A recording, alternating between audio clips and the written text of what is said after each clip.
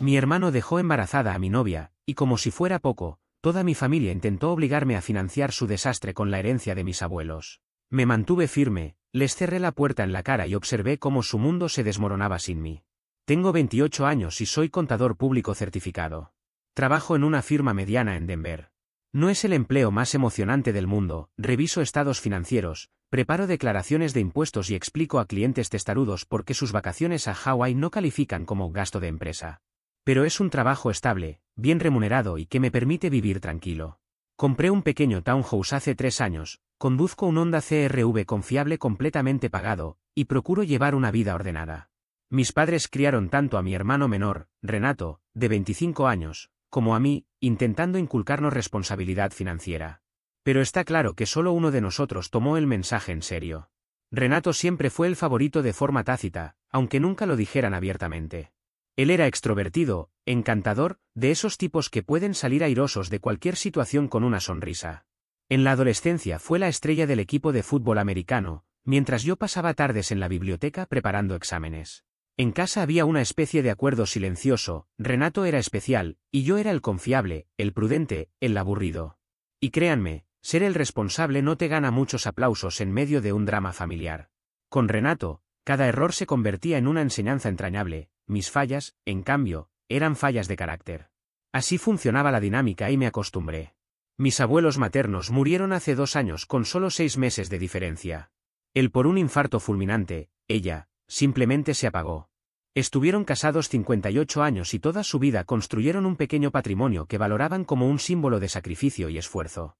Entre la casa y sus ahorros, sumaron unos $340,000, que se dividieron en partes iguales, $170,000 para cada uno. Ellos vivieron la Gran Depresión. Mi abuelo sirvió en Corea y, al regresar, trabajó 43 años en la misma fábrica. La carta que dejaron con la herencia era clara: ese dinero era la base para nuestro futuro, no para tirarlo en caprichos. Decían, entre otras cosas, este dinero representa cada sacrificio que hicimos para que ustedes tengan una vida mejor. Úsenlo con propósito. Tomé esas palabras al pie de la letra. Liquidé mis $45,000 en préstamos estudiantiles, invertí $80,000 en fondos indexados y bonos, aparté $40,000 para emergencias y usé $5,000 para las últimas reparaciones del townhouse. Nada emocionante, nada impulsivo, pero exactamente lo que ellos hubieran esperado. Renato, por supuesto, hizo lo contrario. En 14 meses había desaparecido su parte completa. Comenzó con una camioneta Ford F-150 totalmente equipada, casi $65,000. Después vinieron los viajes a Las Vegas, ropa de diseñador, cenas carísimas donde invitaba a todos para aparentar generosidad. Incluso compró una moto de agua que usó 2 veces antes de venderla perdiendo dinero. Cuando le hablaba de su gasto descontrolado, él solo respondía: se vive una sola vez, hermano. Los abuelos querrían que disfrute. Los abuelos, definitivamente, querrían lo contrario. Pero Renato siempre tuvo una habilidad especial para reinventar la realidad a su conveniencia. Para el mes 15 ya estaba pidiendo dinero a mis padres, para el mes 16 se mudó de vuelta con ellos, y para el mes 18 perdió la camioneta por falta de pagos. Nada de eso era culpa suya, por supuesto. Solo mala suerte, según él. Luego está Alondra, mi exnovia. Tiene 26 años y estuvimos juntos 3 años, viviendo bajo el mismo techo durante los últimos 18 meses. La conocí en la boda de un amigo, donde ambos estábamos en el cortejo. Eso típico de película, ella atrapó el ramo, yo la liga, y nos forzaron a posar juntos para la foto incómoda. Terminamos hablando horas en la recepción, intercambiamos números y salimos 4 días después. Era espontánea, divertida, el polo opuesto a mí. Mientras yo organizaba mis documentos fiscales un viernes por la noche, ella prefería buscar un nuevo restaurante o asistir a algún concierto. Creía que nos equilibrábamos, ella me ayudaba a relajarme y yo la acercaba a la estabilidad. Pero con el tiempo entendí que esa combinación perfecta solo funciona mientras ambos reman hacia la misma dirección, algo que no estábamos haciendo. Alondra trabajaba como higienista dental y ganaba alrededor de $52,000 al año. No era un mal ingreso, pero vivía como si ganara mucho más. Nuevos modelos de teléfono, membresías de gimnasio de lujo que casi no usaba, cajas de suscripciones mensuales para maquillaje y ropa, y snacks orgánicos que costaban el doble. Su coche, un Nissan financiado con una tasa terrible por su mal crédito, le costaba $480 al mes. Varias veces me tocó cubrir su parte del alquiler cuando, según ella, se quedaban entre cheques. Lo que realmente pasaba era que gastaba todo antes de tiempo. Al principio creí que era algo esporádico, luego se volvió habitual. Terminé incluyendo ese apoyo ocasional dentro de mi presupuesto mensual. Ella prometía devolver el dinero, y a veces lo hacía, pero la mayoría de las deudas quedaban flotando como esa lista mental que evitas mirar, pero sabes que está ahí.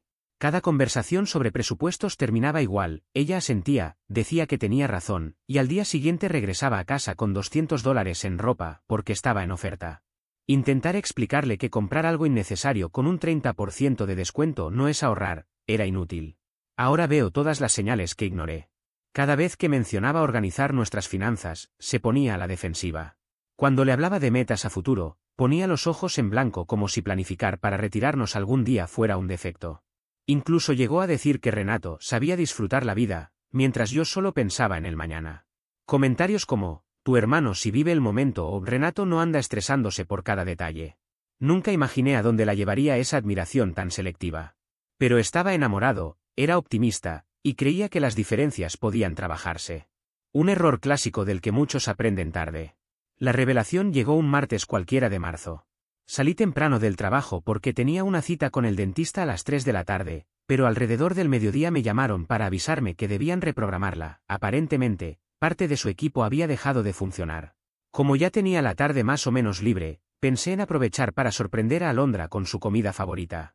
Pasé por el restaurante tailandés que tanto le gustaba y compré un surtido completo, rollos primavera, pad thai con pollo, noodles picantes con tofu. Terminé gastando cerca de $40, pero me sentía satisfecho por hacer algo espontáneo, algo que rompiera la rutina y me hiciera parecer el novio atento que a veces pensaba que no era.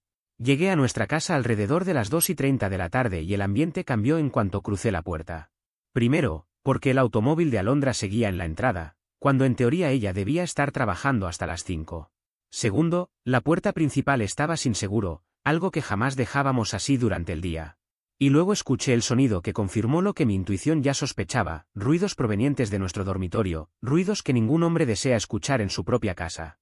Gemidos, el vaivén de la cama, voces entrecortadas, todo apuntaba a dos personas convencidas de que nadie más estaba allí. Me quedé de pie en el pasillo unos 30 segundos, sosteniendo la bolsa de comida que empezaba a enfriarse entre mis manos mientras mi mente trataba de ordenar lo que estaba pasando.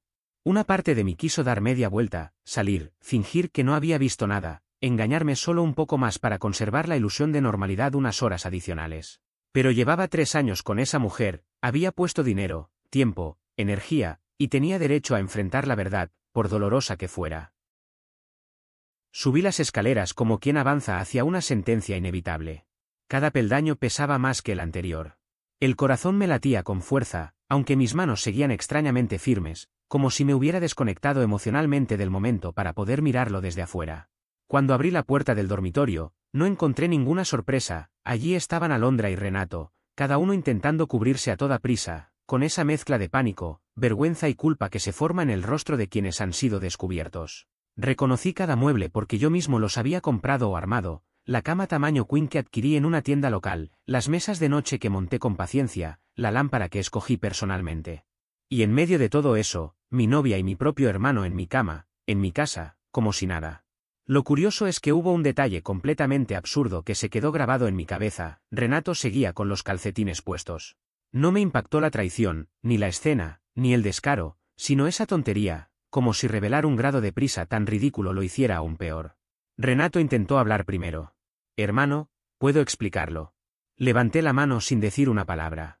La bolsa de comida seguía en la otra, pesando cada vez más. Caminé hacia la cómoda, dejé la comida con cuidado, me di la vuelta y bajé las escaleras sin mirar atrás. Fui directo a la oficina de la casa, tomé mi portátil, mis documentos importantes del archivador, mi pasaporte, acta de nacimiento, número de seguro social, el título de mi coche, mi cargador del móvil.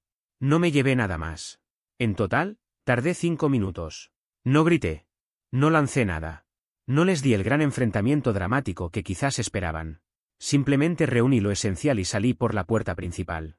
Me subí al auto, di marcha atrás y me alejé mientras ellos aún debían estar arriba, probablemente aturdidos sin saber qué hacer. Conduje hasta un apartahotel cercano a mi oficina y reservé una habitación por una semana. El recepcionista seguramente notó que algo no iba bien. Yo estaba vestido con ropa de trabajo, solo llevaba un portátil y una carpeta llena de documentos, sin maletas ni nada más. Pero no hizo preguntas. Me entregó la llave y me indicó dónde estacionar.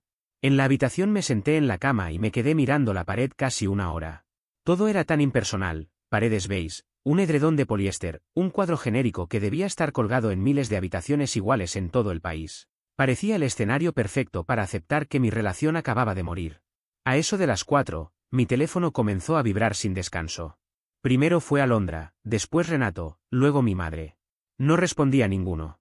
Apagué el móvil por completo y permanecí en silencio, sintiendo al mismo tiempo un vacío inmenso y una especie de entumecimiento emocional que me protegía del impacto inmediato. A la mañana siguiente fui a trabajar como si nada. Me cambié la camisa por la de repuesto que guardo en el coche, me arreglé el cabello como pude y entré puntual a las 8. Le dije a mi jefe que estaba atravesando una situación personal complicada y que quizá necesitaría un poco de flexibilidad las próximas semanas. Él lo entendió sin problemas. Después de 5 años siendo un empleado confiable, la gente tiende a darte un margen cuando lo necesitas. En mi hora de almuerzo encendí el teléfono. Tenía 47 llamadas perdidas y 83 mensajes. El recorrido emocional de Alondra era casi un estudio psicológico. Comenzó con desesperación: por favor, llámame. Necesitamos hablar. Lamento que hayas visto eso. Siguió con excusas: te siento distante, necesitaba a alguien que me entendiera, tu hermano estaba para mí cuando tú no, y terminó en reproches: no puedes dejarme así. No tengo a dónde ir. Sé decente y contesta. Los mensajes de Renato eran más cortos. La arruiné, bro. Hablemos. Sé que estás molesto, pero ignorarme no es justo. Luego se rindió en el 6.º mensaje. Los de mi madre fueron los que más me sorprendieron. Tu hermano está muy angustiado. Sea lo que sea, la familia enfrenta estas situaciones unida. Llámame de inmediato. Esto no es propio de ti. Renato dice que viste algo y te marchaste sin hablar. Así no resolvemos las cosas. Le respondí solo 7 palabras. Renato se acostó con Alondra. Terminé todo. Me llamó 30 segundos después. Dejé que la llamada se enviara a buzón. Insistió 6 veces más hasta que dejó un mensaje que escuché varias veces porque no podía creer lo que decía. Cariño, sé que estás dolido, pero Renato ya me explicó. Él y Alondra desarrollaron sentimientos reales. Son cosas que suceden. No puedes alejarte de tu familia por esto. No quisieron lastimarte, pero a veces las personas conectan de formas inesperadas. Llámame para hablar como adultos y ver cómo seguimos adelante.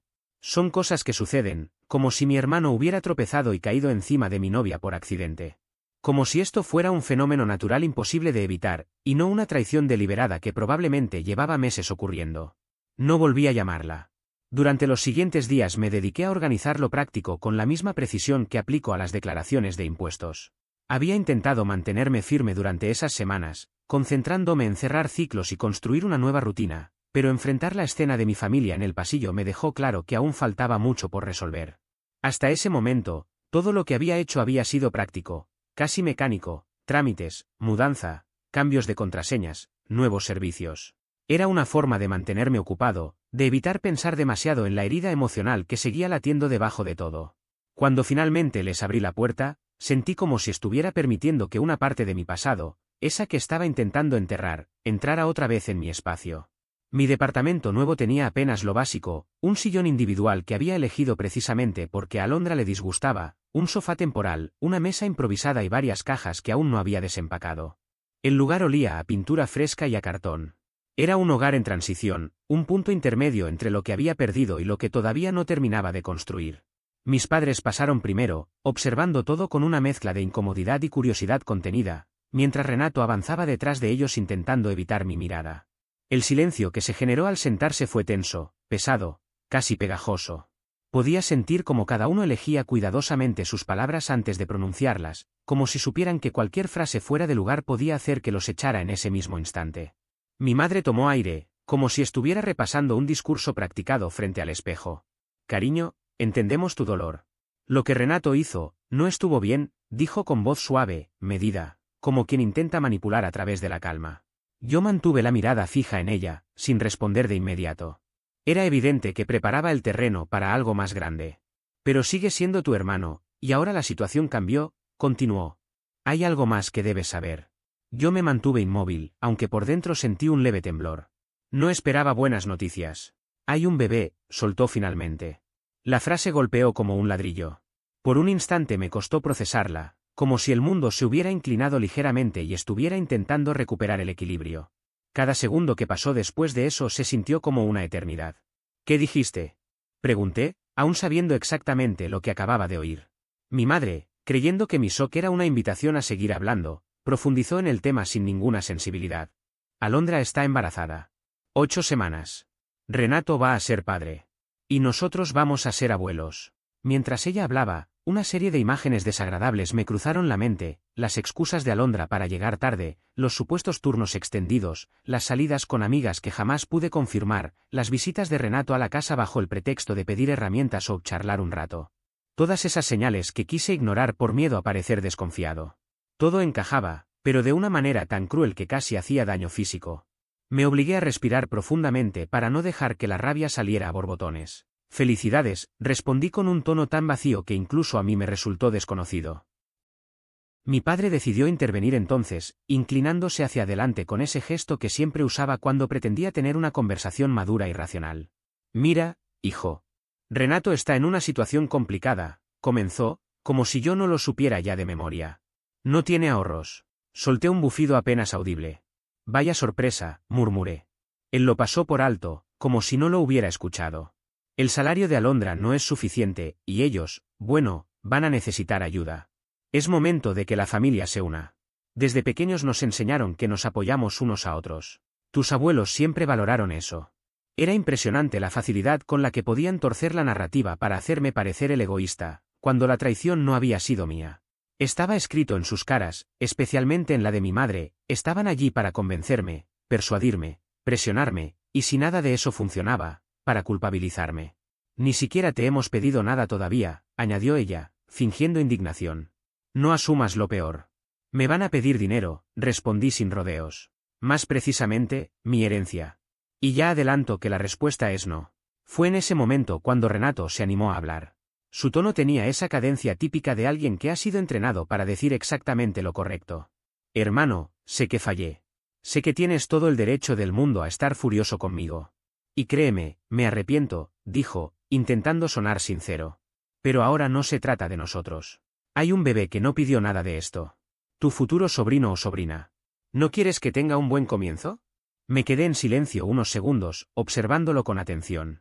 Había visto esa táctica muchas veces en mi trabajo, en conversaciones donde alguien intentaba manipular desde la emoción, hacer que la culpa se convierta en una obligación moral. Casi podía escuchar el subtexto: si no ayudas, eres una mala persona. Permíteme ver si entiendo bien, le dije finalmente. Dormiste con mi novia. La dejaste embarazada. Y, a pesar de todo eso, vienes a pedirme la parte de la herencia que nuestros abuelos dejaron específicamente para que yo construyera mi futuro. Un dinero que tú ya malgastaste antes en caprichos y viajes. Renato tragó saliva, pero intentó defenderse. Eso fue distinto, balbuceó. Era joven, cometí errores. Ahora quiero hacer las cosas bien. Quiero darle estabilidad a mi hijo. Tienes 25 años, respondí con un tono frío pero controlado. Tienes un trabajo en ventas. Alondra trabaja como higienista dental. Entre ambos tienen ingresos suficientes para comenzar. Igual que cualquiera. No soy responsable de sus decisiones ni de las consecuencias. El semblante de mi madre cambió por completo. Perdió el tono comprensivo y adoptó uno áspero, casi hiriente. Estás siendo egoísta, dijo. Tus abuelos estarían decepcionados. Ellos siempre defendieron la unión familiar. Esa frase fue un golpe certero. Conocía esa carta y sabía que ella la guardaba para el momento exacto en que quisiera doblarme emocionalmente. Pero esta vez no iba a funcionar. Respiré hondo, manteniendo la mirada firme. Mis abuelos dejaron ese dinero para mi futuro. Mis abuelos siempre dejaron claro que la herencia era para que yo la administrara con responsabilidad. En ningún punto de su testamento, ni en la carta que me entregaron antes de fallecer, decían algo como: entrégale este dinero a Renato cuando tome decisiones desastrosas. Esa frase nunca existió, por más que ahora intentaran inventarle otro propósito a lo que me dejaron. Mi padre insistió por la vía razonable, como si yo no hubiera escuchado ese discurso 1000 veces. Nadie te pide que les des todo, repitió con paciencia forzada. Solo una ayuda para que puedan dar el primer paso. Unos 30 o 40 mil dólares para el enganche de una casa. A ti todavía te quedaría más que suficiente. Sería un gesto importante, demostraría que pones a la familia por encima del orgullo. No, no iba a pasar. Entonces llegó la acusación moral.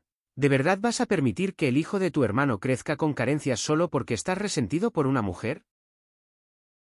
Preguntó mi madre, con una decepción tan evidente que casi podía respirarse. Esto es más grande que tus heridas. Se trata de un bebé inocente. Respiré hondo antes de contestar. Voy a dejar que Renato enfrente las consecuencias naturales de sus propios actos. A lo mejor aprende algo que, por lo visto, nunca logro aprender en su casa. La temperatura cayó de golpe. Podía imaginar perfectamente el hielo formándose en el aire entre nosotros. Eso estuvo de más, murmuró mi padre, tensando la mandíbula. ¿En serio? ¿Les parece exagerado después de venir a exigirme que rescate a su hijo ejemplar, cuando fue él quien me traicionó de la peor manera? Ni siquiera me preguntaron cómo estoy. No les importó que perdiera una relación de 3 años y un hermano en el mismo día. No llamaron para saber si necesitaba ayuda para mudarme, recomponerme o entender qué demonios pasó. Solo llegaron con el mismo discurso de siempre: ¿cómo hacemos para arreglarle la vida a Renato? Mi madre se levantó indignada, con el rostro completamente rojo. Perfecto. Quédate con tu dinero si eso te hace feliz. Pero no vengas llorando cuando te des cuenta de que destruiste a esta familia por unos cuantos billetes. Yo no destruí nada, respondí, ya sin energía para discutir. Ellos se fueron por decisión propia. Renato salió detrás de mis padres sin mirarme siquiera, como si fuera un niño esperando instrucciones, evitando cualquier contacto visual. Cuando finalmente se marcharon, me quedé sentado en silencio. Me pregunté si realmente estaba siendo terco, si quizá mis emociones estaban nublando mi criterio. Pero entonces recordé la expresión en el rostro de Renato cuando los descubrí. No era arrepentimiento. No era culpa. Era temor de que la comodidad que había construido a mis espaldas se derrumbara.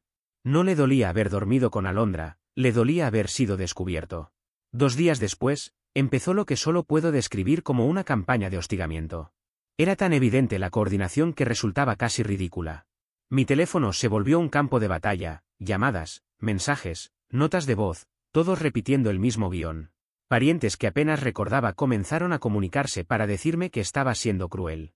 Mi tía Marisol me dejó un mensaje llorando, diciendo que la familia está para apoyarse en los momentos difíciles, que la sangre es más importante que el rencor y que le rompía el corazón mi falta de compasión.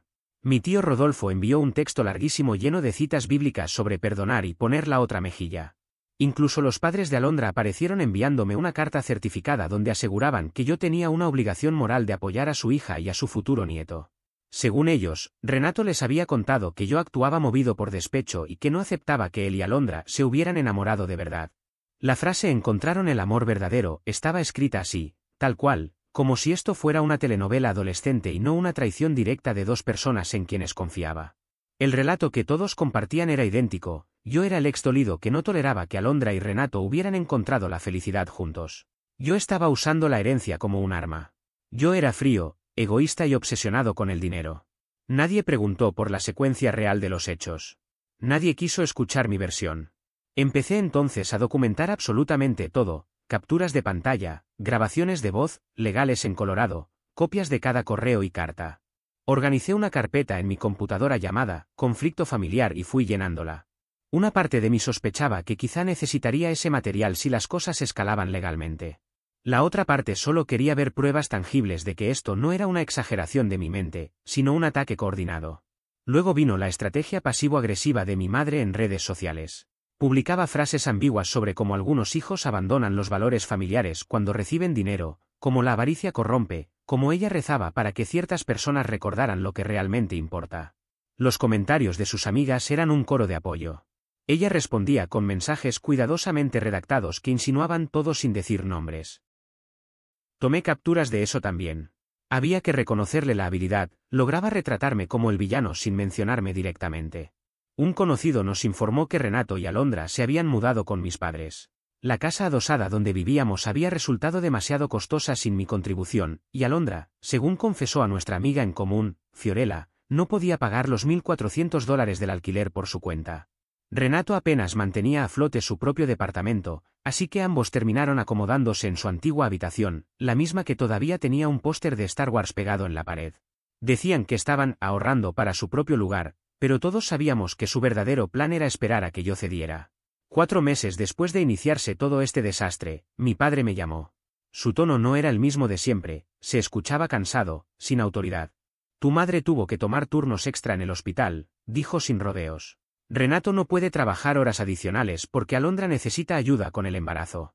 Las náuseas son intensas y no puede quedarse sola. Estamos manteniendo a 2 adultos más y preparándonos para un bebé. Esto no es sostenible. Debe ser complicado, respondí, sin intención de suavizarlo. No seas así. Te lo pido de hombre a hombre. No por tu hermano, por tus padres. Porque estamos intentando mantener unida a esta familia. Ustedes tomaron esa decisión, respondí con calma. Fueron ustedes quienes eligieron recibirlos, quienes decidieron sostener esta situación en lugar de dejar que resolvieran sus propios problemas. ¿Qué querías que hiciéramos? ¿Que los dejáramos en la calle? ¿Que tu sobrino naciera sin un lugar estable? Son adultos, dije. Tienen trabajos. Hay departamentos en esta ciudad que pueden pagar sin tener que depender de mí, ni de ustedes. Mis padres seguían insistiendo en que yo era el que había cambiado, que me había vuelto distante y calculador. Según ellos, mi negativa a ayudar mostraba una falta de empatía que nunca antes habían visto en mí. Pero cada vez que escuchaba esa acusación, tenía que contener la risa amarga que me subía por la garganta. ¿Realmente no entendían? ¿O simplemente fingían no comprender lo que me habían obligado a soportar? Decían que Renato y Alondra solo necesitaban un pequeño empujón, una oportunidad para rehacer sus vidas, una especie de subsidio emocional y económico que, casualmente, saldría de mi herencia. En resumen, ellos no tenían intención de vivir según sus recursos, querían vivir según los míos. Y mis padres, lejos de frenar esa expectativa, estaban empujándolos a exigirme que financiara un estilo de vida que ninguno había ganado. Fue entonces cuando mi padre soltó la frase que claramente llevaba días rumiando. Cuando te convertiste en alguien tan frío. Ese no es el hijo que criamos. El comentario quedó suspendido en la habitación como un eco incómodo. Me quedé mirando el teléfono, no con rabia, sino con algo parecido a una revelación tardía. Él realmente no sabía. No entendía en qué momento dejé de aguantar en silencio. Y, honestamente, cuando se suponía que debía romperme para que ellos notaran algo. Tal vez me volví frío el día que abrí la puerta de mi cuarto y encontré a mi hermano con mi novia. Quizá fue cuando mis padres se apresuraron a consolarlo a él en lugar de preguntarme cómo estaba yo. O cuando toda mi familia decidió que mi dolor era secundario, casi molesto, comparado con su necesidad desesperada de mantener una fachada de unidad. Puede que fuera cuando comprendí que, para ellos, yo era el responsable, el que siempre debía sacrificar algo por el bien de todos. Respiré hondo y respondí con más calma de la que sentía. No soy frío, papá. Solo dejé de prenderme fuego para mantener calientes a los demás. La verdad era simple, mis abuelos no me habían dejado ese dinero para rescatar a Renato cada vez que arruinara su vida, lo hicieron para que yo tuviera estabilidad. Para que mi futuro no dependiera de nadie más. Mi padre no dijo nada. Solo colgó. Ese silencio fue más doloroso que cualquier discusión abierta. El punto de quiebre se acercó unos meses después, en Acción de Gracias. Mi plan inicial era sencillo, no asistir. Quedarme en mi apartamento, pedir algo de comida, ver partidos de fútbol, evitar problemas y proteger la poca tranquilidad que había logrado reconstruir. Sabía que ir sería exponerse otra vez a tensiones, insinuaciones, comentarios pasivo-agresivos y, sobre todo, a la conversación no tan oculta sobre la herencia. Pero 3 días antes, mi madre me llamó. No sonaba como de costumbre. No estaba defendiendo a nadie ni intentando manipularme. Estaba triste. Por favor, hijo, me dijo. Ha pasado demasiado tiempo. Somos familia. Sé que todo es complicado, pero es Acción de Gracias. Solamente intentemos compartir este día como antes. Había algo en su voz, un cansancio sincero que no le había escuchado nunca, que me hizo aceptar. Quizá estaba deseando una disculpa real. Quizá extrañaba la idea de una familia que ya no existía en la práctica. O tal vez pensé que, con suficiente distancia, podríamos tener una conversación civil sin que surgiera el tema que siempre había estado pudriendo todo. Así que fui. Llegué a la casa de mis padres a las 2 de la tarde, con un pastel de calabaza comprado en la panadería del supermercado porque no quería llevar las manos vacías. No esperaba un ambiente cálido, pero sí algo de decencia. Tal vez un par de bromas cordiales, algún comentario neutral sobre el clima o el trabajo. Algo que nos permitiera evitar la tensión. Pero lo que encontré al cruzar la sala fue una emboscada digna de un guión televisivo. No estaban solo mis padres y Renato. Ahí estaba Alondra, sentada con la mano sobre su vientre ya marcado. A su lado estaban mis abuelos paternos, mi tía Marisol y mi tío Rodolfo, y 2 amigos de la familia que conocía desde la infancia. Todo el mundo me miraba con una mezcla de solemnidad y expectativa incómoda. Las sillas estaban organizadas en un semicírculo perfecto, todas orientadas hacia un sillón ubicado estratégicamente en la parte más alejada del cuarto. Claramente destinado para mí. Habían puesto una mesa con café, tazas, agua y un plato de galletas, como si se tratara de una reunión grupal de trabajo o de una sesión de intervención profesional. Mi madre se incorporó, alisándose el suéter con los dedos. Gracias por venir. Estamos aquí porque te queremos y nos preocupa el camino que estás tomando. Hubiera sido sensato irme en ese mismo instante. Pero me quedé. Me senté donde ellos querían y dije. Los escucho. Lo que vino después fue 1 hora y media de discursos preparados. No improvisados, no espontáneos, sino estructurados, casi como si alguien hubiera repartido los temas por turnos. Mi abuela habló sobre la importancia del perdón, de cómo las familias no deberían guardar rencores que los separaran. Dijo que ella y mi abuelo habían ayudado a sus propios hermanos durante tiempos difíciles, y que jamás llevaron una lista de lo que daban.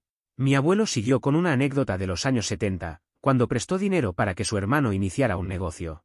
Un sacrificio que, según él, fortaleció a la familia por generaciones. Mi tía Marisol intervino con un relato difuso sobre una pelea que tuvo con su hermana hace décadas y cómo el perdón les permitió avanzar.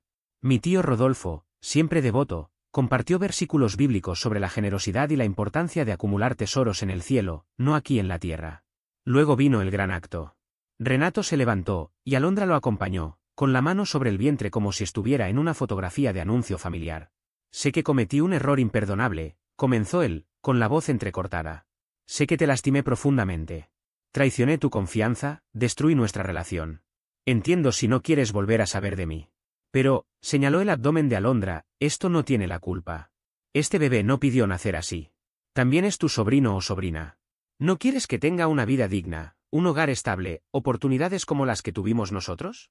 Alondra habló después, con un hilo de voz. Nunca pretendimos hacer daño, dijo. No planeamos enamorarnos. Pasó. Y aunque no excusa nada, queremos hacer lo correcto por este bebé. Solo necesitamos ayuda. Un lugar para criar a nuestro hijo. Una base. Algo estable. No pedimos lujos. Solo, un inicio. El silencio que siguió fue opresivo. Todos me observaban con una intensidad casi física, esperando que cediera como siempre. Confiaban en mi sentido de deber. Estaban seguros de que, al final, yo sería el que pagara por la paz familiar. Me levanté lentamente. Tengo una pregunta, dije mirando a cada uno. ¿Cuántos de ustedes me preguntaron cómo estaba después de encontrar a Renato y Alondra en mi cama? ¿Quién me ofreció apoyo? ¿Quién me llamó siquiera para saber si necesitaba hablar? Nadie dijo nada. Algunos desviaron la mirada hacia el suelo. Aquí está lo que recuerdo, continué. Atrapé a mi hermano y a mi novia engañándome en mi propia casa. Me mudé en 2 semanas. Reconstruí mi vida solo. Y ninguno de ustedes llamó. Nadie reconoció que fui yo el que terminó herido. Levanté la mano cuando mi madre intentó interrumpirme. En lugar de preocuparse por mí, se unieron alrededor de ellos. Les dieron un techo. Los ayudaron a planear su futuro. Y luego vinieron a pedirme dinero para hacerlo aún más fácil. Me llamaron egoísta por no perdonarlos enseguida y por no abrir mi cartera. Y ahora, montaron todo esto para convencerme otra vez. Mi padre habló por fin. No se trata de elegir bandos, dijo. Se trata de ser una familia. Asentí. Exacto.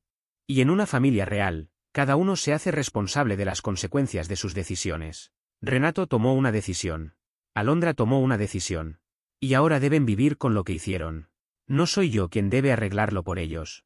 Miré directamente a Renato, sin suavizar mi expresión. Tú recibiste los mismos $170,000 que yo de parte de nuestros abuelos. La misma cantidad. Pero decidiste gastarlo todo en caprichos, viajes impulsivos y cosas que solo te dieron satisfacción momentánea. Eso no fue decisión mía. No es mi responsabilidad que desperdiciaras esa oportunidad.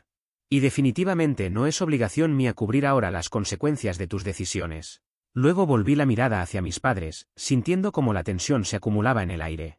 Ustedes fueron quienes me enseñaron a ser prudente con el dinero, a planear con anticipación, a valorar el esfuerzo que abuelos hicieron para dejarnos ese legado. Yo cumplí con eso. Hice exactamente lo que ellos nos inculcaron. Pero ahora resulta que quieren castigarme precisamente por haber actuado correctamente, solo porque Renato no hizo lo mismo. Mi voz resonó más fuerte de lo que esperaba. Me están pidiendo que compense sus errores mientras él no enfrenta absolutamente ninguna consecuencia por sus decisiones. Mi abuela comenzó a llorar en silencio. Mi madre tenía el rostro rígido, como si le hubiera dado una bofetada. Tomé el pastel que había llevado, comprado en una tienda, y me dirigí hacia la puerta. No pensaba dejar nada atrás. Si sales por esa puerta, no vuelvas, advirtió mi padre con un tono duro, casi frío. Me detuve. Me giré despacio. Aquel ultimátum se sintió como un objeto físico en el aire entre nosotros. ¿De verdad me estás dando un ultimátum? ¿En serio la elección es entrega tu herencia o pierdes a tu familia? Solo queremos que sigas siendo parte de esta familia, replicó. Eso significa apoyarnos. Eso es lo que hace una familia. Negué con la cabeza. Apoyarse no es lo mismo que permitir y respaldar comportamientos destructivos. Ustedes confundieron esos conceptos hace tiempo.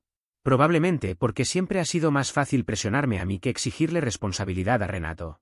Salí de la casa y me senté en mi coche, estacionado en su entrada. Pasaron 5 minutos en los que simplemente esperé. Esperé a ver si alguien salía, si golpeaban la ventana, si alguno se acercaba para decirme que entendía mi postura. Que lo sentían. Que reconocían lo injusto de la situación. Nadie apareció.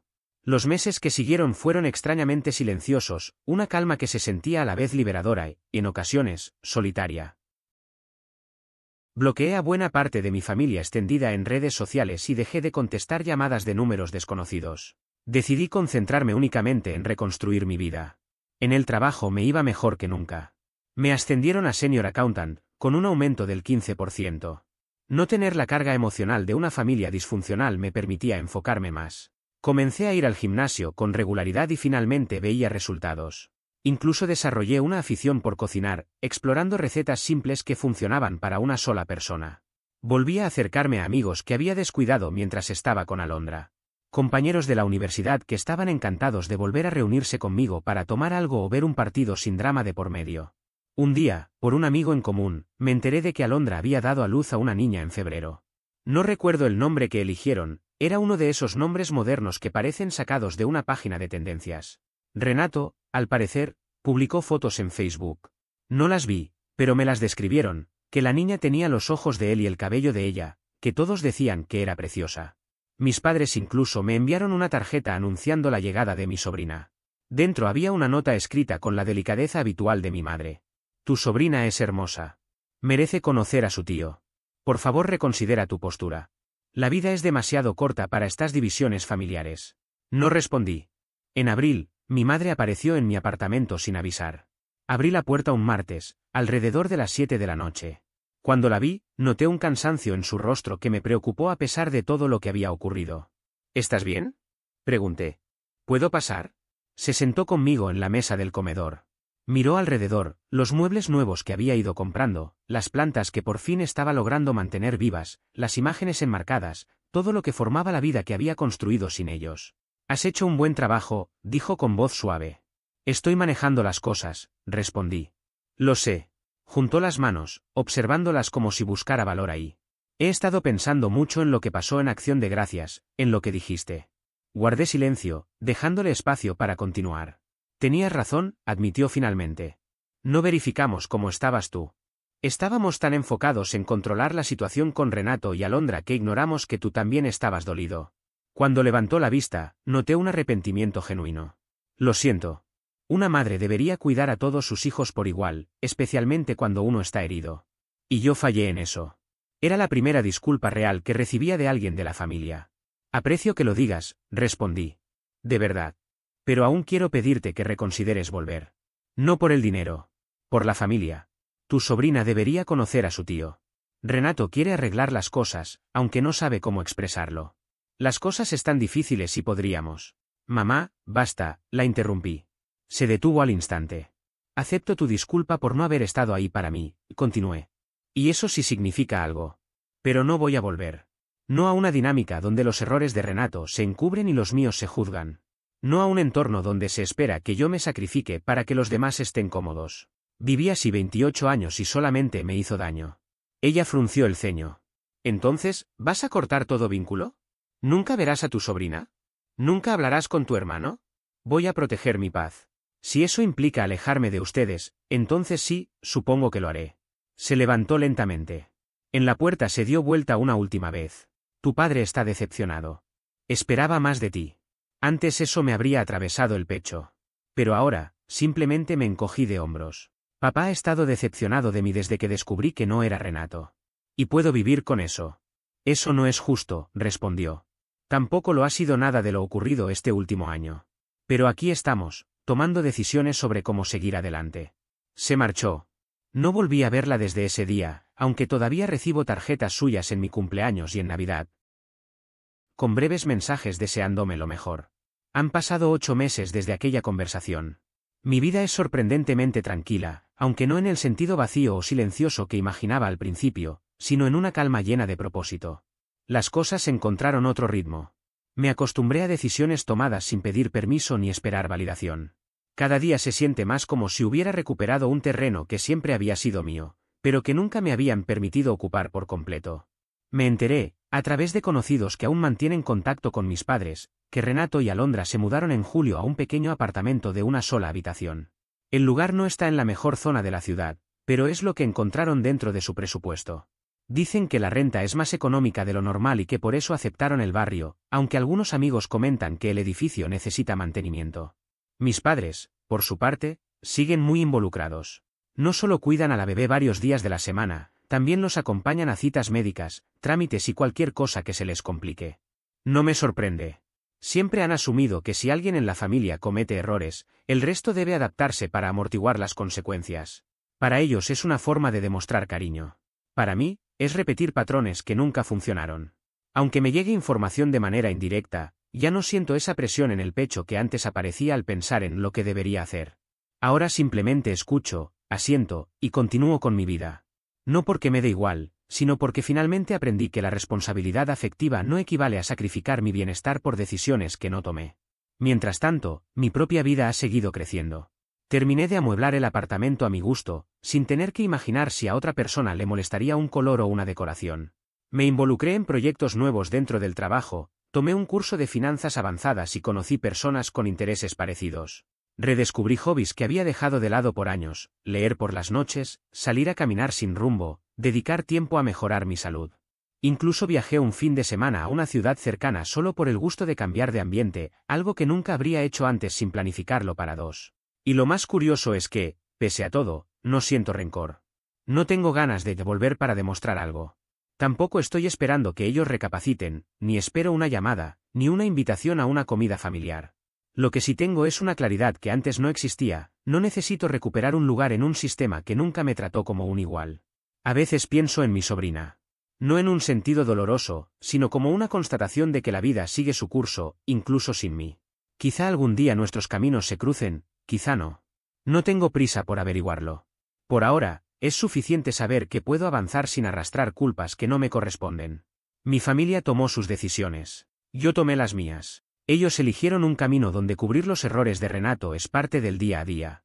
Yo opté por uno donde, por primera vez, tengo la libertad de construir algo que no dependa de sostener a otros a costa de mí mismo. Tal vez ellos no lo entiendan nunca. Pero yo, por fin, sí.